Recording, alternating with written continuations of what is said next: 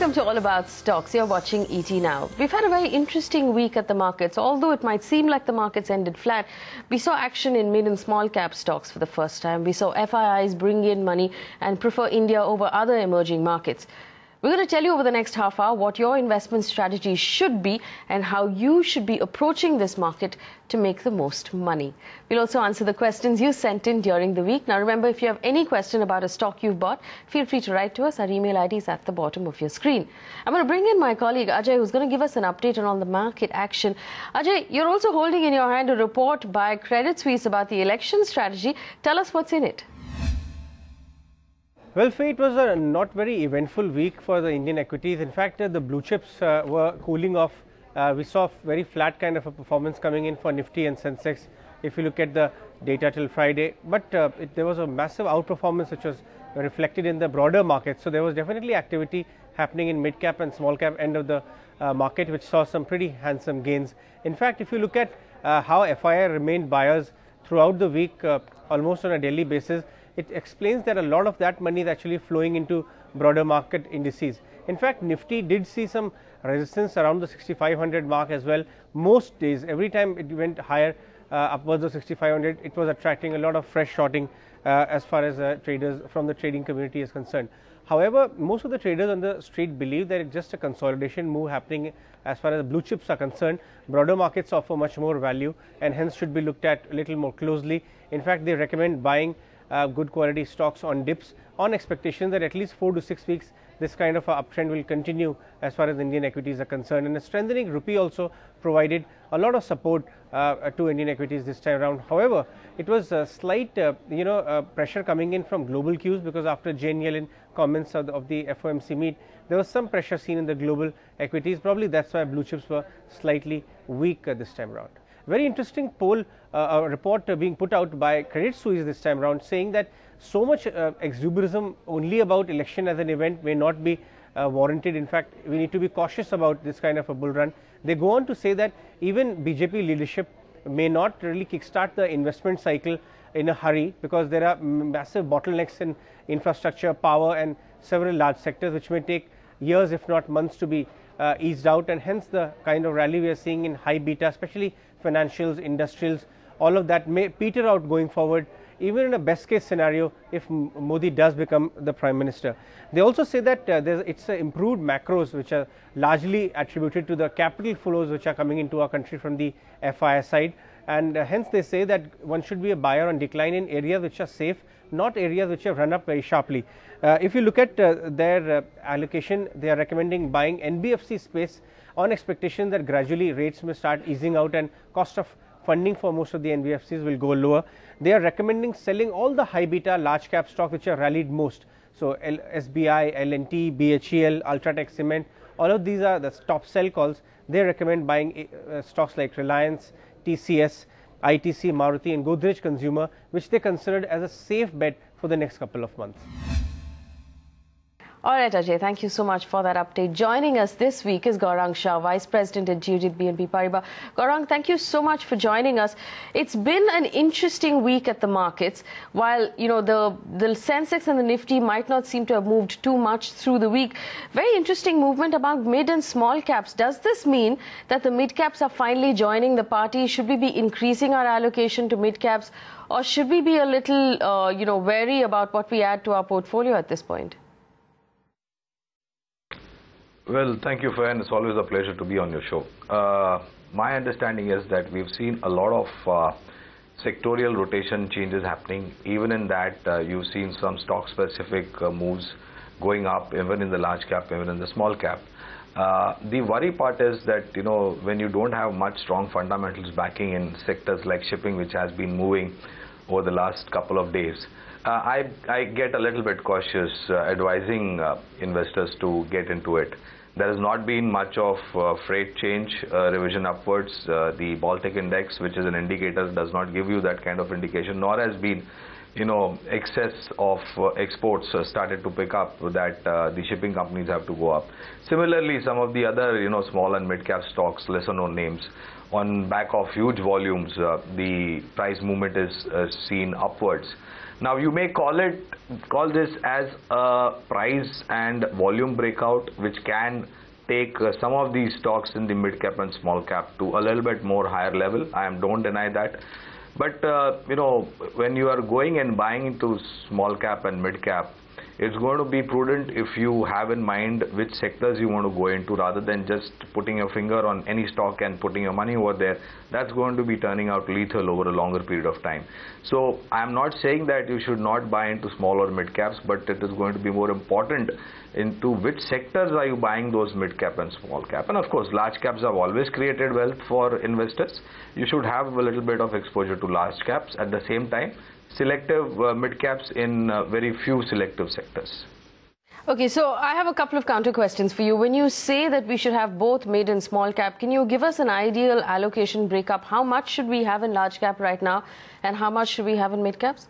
Well, honestly, there is no particular strong thumb rule, but yes, if you have, depending upon the risk appetite of an investor, you should accordingly, portion out your investment into three categories. If you ask me, I would say at least 40 to 50% in the large caps, maybe about 20 or 30% in the mid cap, and a relatively smaller portion, the balance, in small caps. But again, like I said earlier, mid cap and small cap, you need to be extremely selective as to which sectors you pick. All right, so let's be selective about our sectors then, Gaurang. Let's pretend that I'm a client that walked into your office saying, this is my money, please invest it for me. Out of the mid cap sectors right now and the stocks available to us, what stocks would you pick out for me? Well, firstly, sectorally themes, IT, which has corrected recently post the statements made by the two large cap IT management companies, Infosys and TCS, giving out concerns on margins and of course the bottom line. I think it's a fantastic opportunity to get into both large cap IT and mid cap IT. Mid cap IT, I would say over here would be names like Persistent System, Mindtree, Tech Mahindra, CMC Limited. So that's the IT sector for you, mid cap. Then you have selective private sector banks, mid cap again, Yes Bank and IndusInd Bank, where you need to start investing. Then you have the pharma. There are a whole host of names in pharma: Glenmark, Divi's Laboratories, Strides Acrolab, Biocon, Lupin. Even a selective name like Cipla, post the recent concerns, I think the stock has been consolidating, and if the negativities are driven off by the efforts that management will put in, even Cipla looks good. And then you come down to selective autos, names like TVS Motors. The stock has actually outperformed the entire auto pack in the last 3 to 6 months. TVS Motors actually more than doubled from 45-50 odd rupees to 100 plus levels. Then you have names like Eicher Motors. This is one stock which I had churned my portfolio into. This stock has been a stellar of a performance from 4,700, 4,900 in a matter of just about a month and a half. The stock has gone to almost about 5,000, 5,800 levels. So my understanding is that if you expose yourself to these sectors in the mid cap, you are relatively safer than rather risking it out into other sectors. All right, it's an entire portfolio there from Gaurang for us, and if you want to, later on the show, we'll also talk about the portfolio he's designed over the last 2 years that we've been tracking on this show. Gaurang, I have a couple of other questions about the Credit Suisse report that Ajay was talking about a little earlier on the show. He talked about the fact that Credit Suisse has been saying that elections are not going to be such a massive game changer. They may not revive the investment cycle immediately. That's what they're saying. Is that something you agree with, especially given the fact that we're talking about, those of us who are invested for the next 3 or 4 years, we don't churn our portfolios on a regular basis. We're looking for longer term returns. How much of a difference will the elections make for us? Well, firstly, I think these elections are going to be a game changer, fair.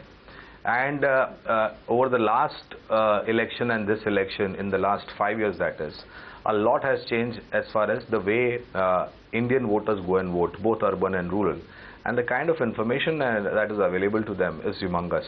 So my understanding is that it is going to be one of the longest elections in the Indian election history. It is going to be a revolutionary kind of election, in the sense the way people vote, the way people think, who the politician should be, which party should come, etc., etc. The changes or the run up to the election or the expectation, well, there is always an over expectation in the market, whether it is the election, whether it is the budget, whether it is the credit policy, or whether it is the quarter on quarter or year on year numbers that the companies come out with. There is always an over expectation. My understanding is that a lot will depend upon which party comes out with what kind of numbers, majority I'm talking about. If there is going to be an alliance, then that alliance is going to be a like-minded alliance, or whether it's going to be, poles apart. That's what's going to make a change. And the most important thing that will possibly drive the mood of the markets is definitely going to be who gets which portfolio and how dynamic that person is, given that he or she gets that respective portfolio, what kind of changes and how soon those changes can come. So I'm not saying that it is not going to be a non-event, or there is too much of hype about the election. I think it is good that these kind of hypes are there and these kind of expectations are built up. It will definitely change the mood, and of course it will not depend upon where the Indian currency stands, that is the INR against the dollar. Now if you have a strong government with a sizable amount of number and less amount of alliance, then I think you are landed. You will possibly concentrate on which minister gets which portfolio then thereafter. All right, a quick question. If you believe that it's going to be a game changer, do you believe that the uptrend that we're seeing right now is going to continue right up till the elections? In that case, as investors in the stock market, what should we be doing? Should we be buying at dips? Should we be just waiting on the portfolio that we have right now to see how the election results turn out? So I think buying on dips is always recommended, and I have been always an advocate of that. And you need to play a devil's advocate over here at times. And let's face it, I think if you're going to wait out, then you will never come into the market. You will always be waiting out. So my understanding is that you should definitely go ahead and buy the dips.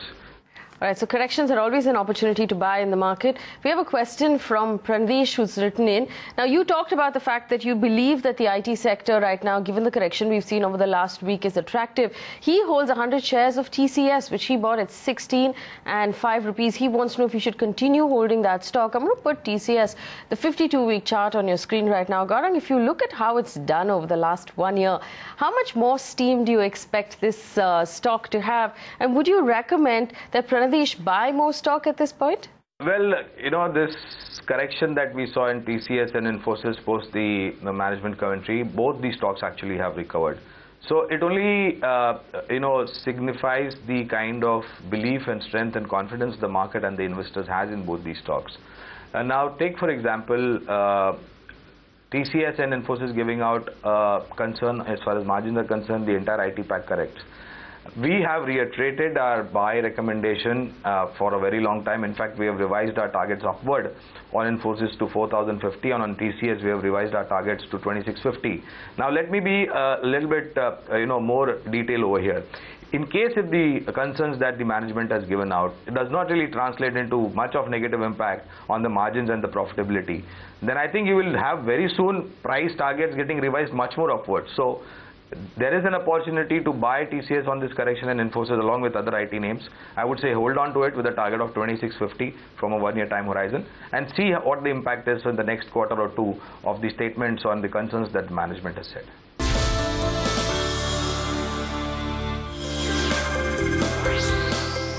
Welcome back. You're watching All About Stocks on ET now. Gaurang Shah is with us, helping us find out what stocks we should be adding to our portfolios for the long term. Now, Gaurang has been kind enough to pick out 2 stocks for us at this moment that we can buy at current valuation. The first of the 2 recommendations he brings us this week is Tata Motors. That stock is on your screen right now. Well, Gaurang, Tata Motors has done well over the last couple of quarters, and that's largely because of its international business, because of Jaguar Land Rover.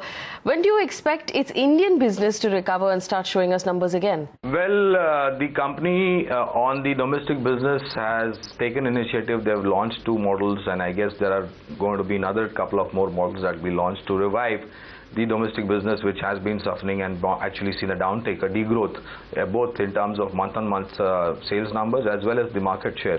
Now, with these new launches, my understanding is that there will be an initial recovery that we will see on the domestic operations. JLR, like you rightly mentioned, has been doing fantastic, and the YOY sales number just keeps on growing, and the growth likely to even extrapolate to an upwards trajectory.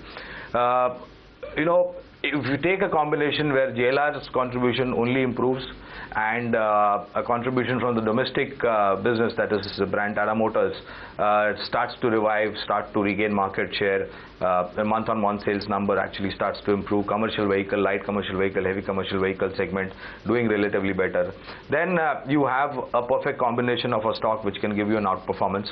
So Tata Motors, from the current price levels, the downside is extremely protected, and 1 year time horizon, the target set aside by us is about 475. All right, so that was Gaurang's first recommendation, Tata Motors. He gave us his second recommendation is Infosys. Now, Gaurang, given everything we've heard from both Infosys and TCS about the fact that there will be pressure on the margins, tell us why Infosys makes your list at this point.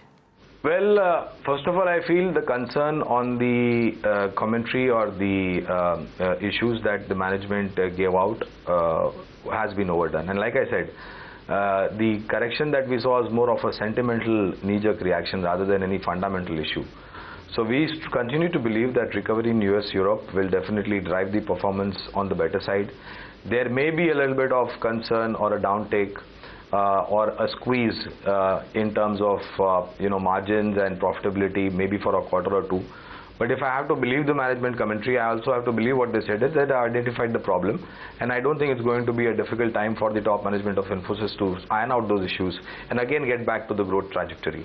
And seeing the correction fair, I think it's a fantastic time to buy into Infosys. Hence my recommendation to buy Infosys with a target of 4,050, 1 year. Two recommendations, Tata Motors and Infosys from Gaurang Shah this week. Let's answer a few more questions. Manish has written in, Gaurang, he has 850 shares of SAIL, which he bought at 76 rupees.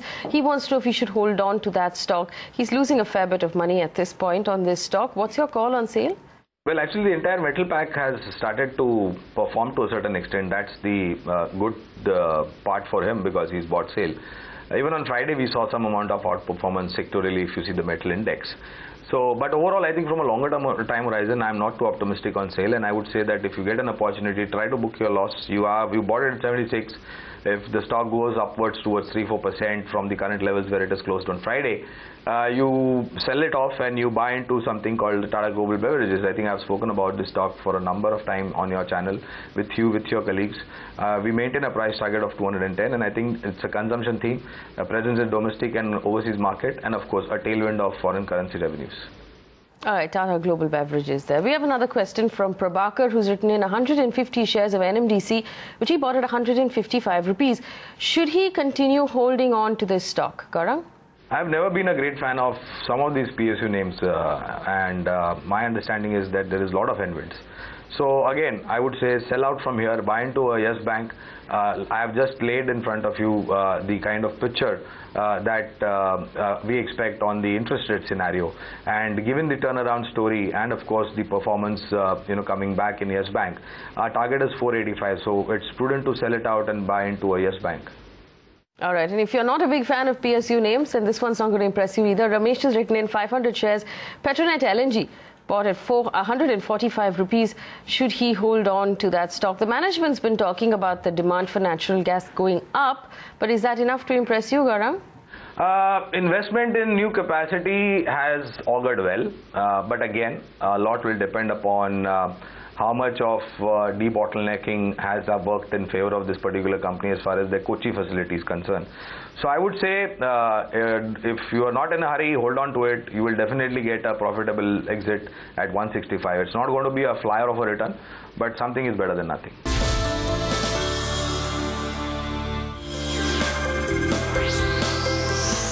Welcome back. You're watching All About Stocks on ET now. Thank you for staying with us. Gaurang Shah is our special guest this weekend, helping us make money over the long term.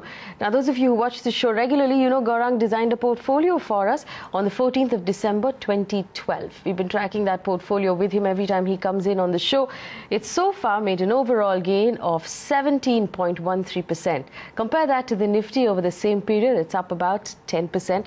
So Gaurang's managed to beat the Nifty handsomely. I'm going to tell you what stocks he has in his portfolio. He has IndusInd Bank, Sun Pharma, Godrej Consumer Products, Havells, M&M, Wockhardt, Mindtree. It's up 97% since he invested in it.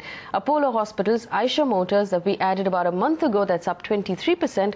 Kane India, And that's the list of stocks. Gaurang, what a great portfolio. Thank you so much for those recommendations. Would you like to make any changes in that portfolio? Yeah, I guess Kane India is sitting like a sore thumb, and nothing much has happened since the time I've bought the stock. So, you know, we did churn a couple of stocks which were underperforming and switched on to some of the more sensible names.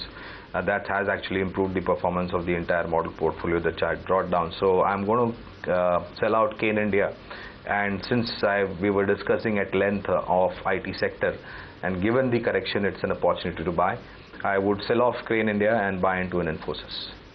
Well, that would take our exposure to the IT sector with Infosys and Mindtree up to 20% in this portfolio. Are you comfortable with that exposure? Well, I am, given the fact that Mindtree has given me almost 100% return. My risk-reward ratio definitely augurs well over here. So I don't see much downside on Mindtree. On the flip side, post the correction, and like we discussed earlier, I think it is a fantastic opportunity for people who have not bought into Infosys earlier. Post the correction, I think it's a great opportunity to buy. So these two equations augur well for the entire IT exposure that I have. All right, so that's Gaurang's portfolio, up 17%, is one of our best performers. I'll give you a recap of the stocks so you can write them down. IndusInd Bank, Sun Pharma, Godrej Consumer Products, Havells, M&M, Wockhardt, Mindtree, Apollo Hospitals, Eicher Motors, and now Infosys. Gaurang, thank you so much for spending time with us this week and answering all of our questions. It's a pleasure, as always, to have you on this show. If you have a question for Gaurang about anything you heard on the show today, write to us. Email ID is at the bottom of your screen. You can also reach me on Twitter. It'll be a pleasure to hear from you. Thanks for watching.